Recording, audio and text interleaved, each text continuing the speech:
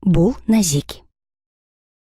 Жибектей куюлган чачтарын өрүп койгондо так эле жаш өспүрүм кыздардай көрүнүп калат. Суктанып эле карап тургуң келет. Мурун кичинекей балдарга музыкадан сабак берчү. Балдар эң жакшы көргөн мугалимдердин бири эле.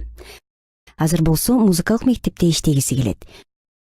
Бирок баргандан коркот. Карып калдым го 29 жашта.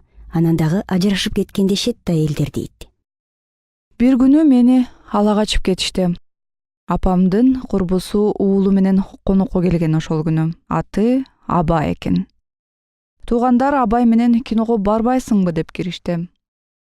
Канчадан бери чакырып жүрөт, жигиттин шагын сындырбай барып койчу. Коркуп жатсаң, сиңдиңди алып ал. Күчтөө эле үйдөн чыгарып салышты.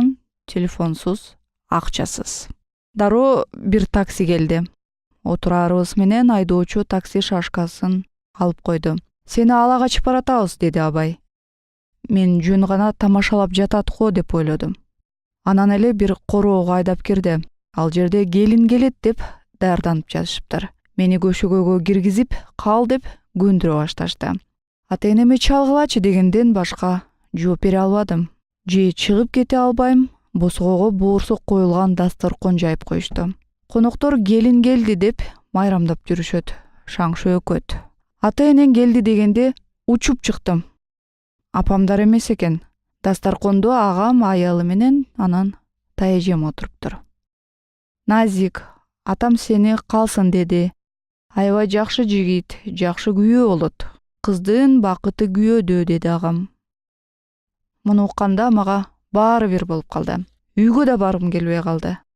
Бул чоочун жерден качкым да келбей, бул жашоонун мааниси такыр эле жок болуп калды. Көшөгөгө кайра келдим, уктаганга аракет кылдым. Түн ортосунда улам ойгоном. Көзүмдү ачкандан корктум. Бул жөн гана түш. Мына, азыр көзүмдү ачсам, апамдардыкында болуп калам дейм өзүмө.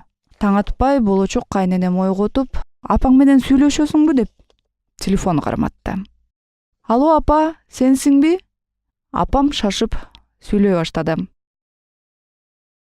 Кызым, азыр келип алып кетейинби? Макулбу? Көчөдө турам, мына азыр такси келет. Келейинби? Агамдын сөздөрү башыман чыкпайт.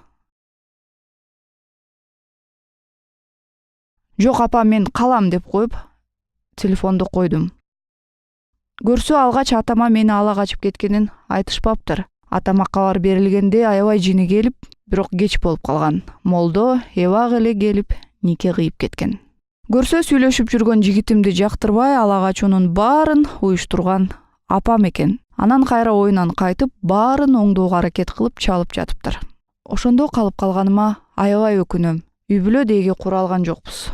4 жылдан кийин мени бала менен жөн гана үйдөн кууп чыгышты.